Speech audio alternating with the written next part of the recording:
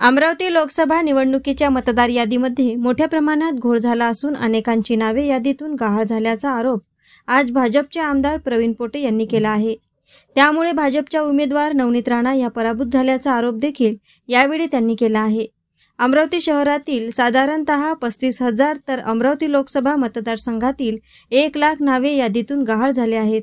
त्यामुळे मतदार यादीची तपासणी करण्यात यावी व त्या यादीची दुरुस्ती करावी यासाठी आज भाजपचे आमदार प्रवीण पोटे यांच्या नेतृत्वात भाजपच्या कार्यकर्त्यांनी जिल्हाधिकाऱ्यांना आज निवेदन दिले आहे। मी विधान परिषदेवर 12 वर्ष होतो, त्यामुळे आता होऊ घातलेल्या विधान परिषद निवडणूक लढण्याची माझी इच्छा नाही। मला पक्षाने अमरावती विधानसभा मतदारसंघात उमेदवारी द्यावी अशी इच्छा आमदार प्रवीण पोटे यांनी व्यक्त केली। काँग्रेसने लोकसभेत अल्पसंख्याकांचे राजकारण केले, त्यामुळे विजय मिळाला होता।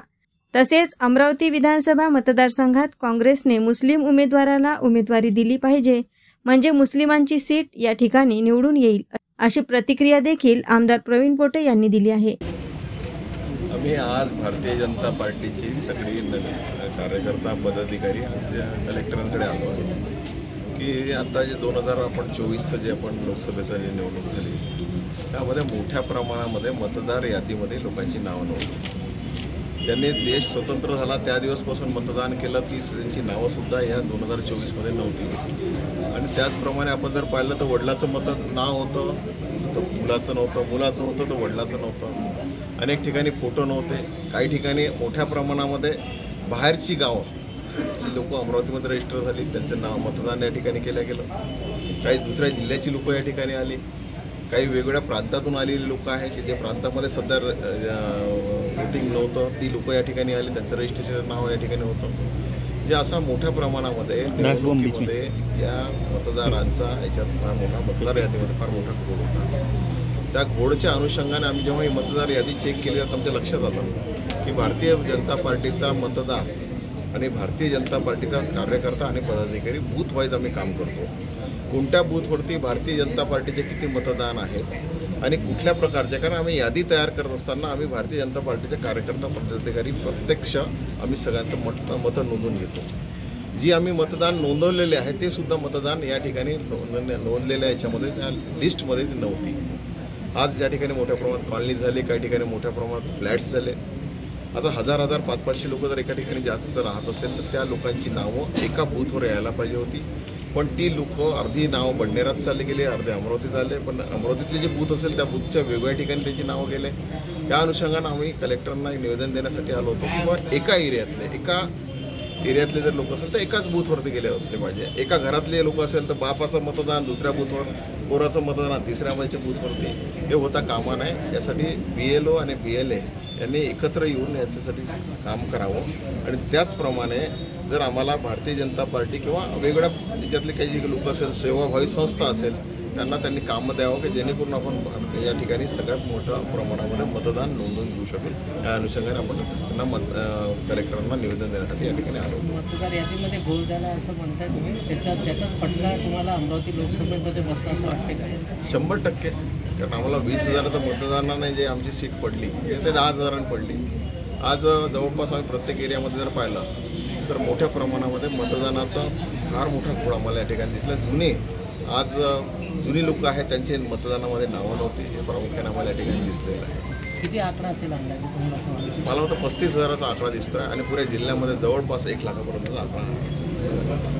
सर, 11 जागांसाठी जी ती विधान परिषदेत तुमचं नाव देखील चर्चेत आहे, अमरावतीतल्या अनेकांचं नाव चर्चेत, कसं पाहता? मी विधान परिषदमध्ये 2दा आलो, 12 वर्ष विधान परिषद होतो आणि आता नवीन जे आता सध्या चालू आहे त्यामध्ये मला विधान परिषदमध्ये जाण्यामध्ये अजिबात इंटरेस्ट नाही। ना मी कधी सीट मागितली आणि मागणार नाही। मी अमरावती विधानसभा लढल्याशिवाय राहणार नाही, प्रामुख्याने ठिकाणी सांगत आहे। कारण काँग्रेसने ज्या पद्धतीने या ठिकाणी मायनॉरिटीचं राजकारण केलं, त्या जवळपास 1,25,000 मुस्लिमांचे या ठिकाणी मतं आहेत। या काँग्रेसने मुस्लिमांना इथे या ठिकाणी निवडणुकीमध्ये सीट दिली पाहिजे हे असं मला वाटतं। कारण मला जर उभं राहायचं आहे तर मी भारतीय जनता पार्टीचा 100% भारतीय जनता पार्टीकडनंच उभा राहील आणि भारतीय जनता पार्टीचा विधान परिषदचा जरी सदस्य असलो तर मी सध्या होत असलेल्या विधान परिषदच्या याच्यामध्ये मी सध्या कोणाला सीट मागितली नाही, कोणाला विनंती केली नाही। कारण मला जर लढायचं असेल तर मी अमरावती विधानसभा लढेल, नाही तर माझी येणाऱ्या टाईममध्ये जे काही विधान परिषद आहे ते राहणं कायमच आहे. परंतु या ठिकाणी मोठ्या प्रमाणात एक चर्चा चालू आहे अमरावती शहरामध्ये की ज्या पद्धतीने अमरावतीमध्ये त्या दिवशी आमचे चंद्रकांत पाटील या ठिकाणी आले आणि या ठिकाणी ऑफिस मागण्यासाठी लोकसभेच्या याला खासदाराला ऑफिस मागण्याच्या दृष्टिकोनातून या ठिकाणी जी आपण पाहिला, सगळं मीडियाने सगळं पाहिलं, मी सुद्धा त्यामध्ये काहीतरी मध्यस्थी करण्याचा प्रयत्न केला की ऑफिस जोपर्यंत आपण शपथ घेतो त्याच्या इतिहासच झालं फक्त की कलेक्टर ऑफिसला खासदाराचं ऑफिस असलं पाहिजे असं कुठे नव्हतं. पण ठीक आहे, दिल्या गेलं होतं, परत देणार होते. कारण जेव्हा ते आपले वानखडे साहेब जेव्हा आले तेव्हा त्यांनी शपथ लोकसभेमध्ये जाऊन शपथ घ्यायची होती आणि शपथ घेतल्यानंतर 100% त्यांना सुद्धा मिळालं असतं. पण त्या दिवशी ज्या पद्धतीने हा सगळं राजकारण झालं हे काही फार शोभणारं राजकारण नव्हतं. आणि याच अनुषंगानं ज्या पद्धतीने काँग्रेस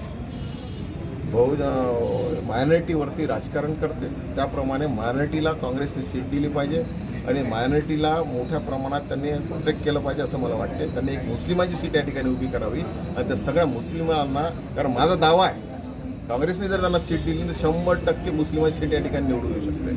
मग काँग्रेसने करावं. त्यासाठी कुठलाही बहुजनाचा कॅन्डिडेट उभा करू नये. त्यात देशमुख पाटील वगैरे याचा संबंध नाही आहे. तरी काँग्रेसला मुस्लिमांना सीट दिली पाहिजे काँग्रेसने, माझं असं या ठिकाणी मत आहे. टक्कर तर तुम्हीच देता म्हणणार ना? टक्कर तर देऊ, टक्कर तर कसं आहे, टक्कर 100% देऊ. कारण भारतीय जनता पार्टीचा कार्यकर्ता पदाधिकारी हा इतका सक्षम आहे की प्रत्येक बूथवरती प्रत्येक ठिकाणी आमचं काम आहे. आम्हाला माहिती आहे की जर तुम्ही जर आम्हाला विचारलं कुठल्या मोहल्ल्यामध्ये कुठल्या इथे काय झालं असेल तर आम्हाला इमिजिएटली जी यंत्रणा तुमच्याजवळ नाही, जी यंत्रणा पोलीस विभागाजवळ नाही, ती यंत्रणा भारतीय जनता पार्टीजवळ आहे. कोणाच्या घरी काही जरी झालं असेल विधानसभेमध्ये जवळपास 8 सीटा अमरावती विधानसभेमध्ये येतात. पडणे आपलं वर्धा जर काढलं तर 6 येतात विधानसभा अमरावतीमध्ये. आम्हाला 100% सगळ्या विधानसभा भारतीय जनता पार्टीच्या वेळेस राहील याची आम्हाला सुद्धा खात्री आहे. AS न्यूज महाराष्ट्रकरिता अमरावती येथून रुपालीसह अनिल साखरकर.